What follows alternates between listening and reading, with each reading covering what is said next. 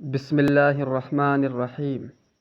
کیوں ناممکن کا رونا روتے ہو یہ جانتے ہوئے بھی کہ دعائیں اللہ تعالیٰ نے بنائی ہی ہیں ناممکن کے لیے ہیں۔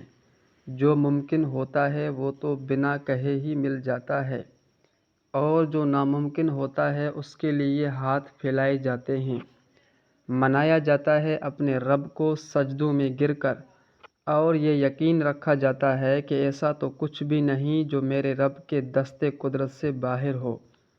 وہ ہر شے پر قادر ہے۔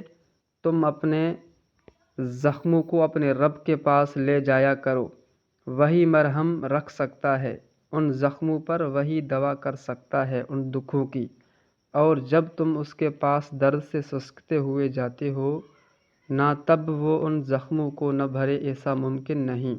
یاد رکھو ایک دن یہ سارے حالات بدل جائیں گے، یہ اذیتیں ختم ہو جائیں گی، یہ درد راحت میں بدل جائیں گے، ہر بگڑی شے سنور جائے گی، تم راضی ہو جاؤ گے۔ بس اس وقت کو فی الحال ایسے گزار لو کہ کل سب ٹھیک ہو جائے، آنے والا کل آج سے بہتر ہوگا۔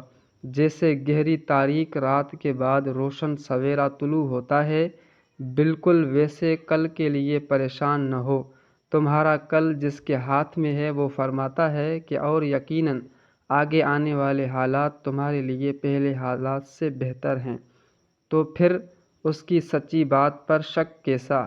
سبحان اللہ۔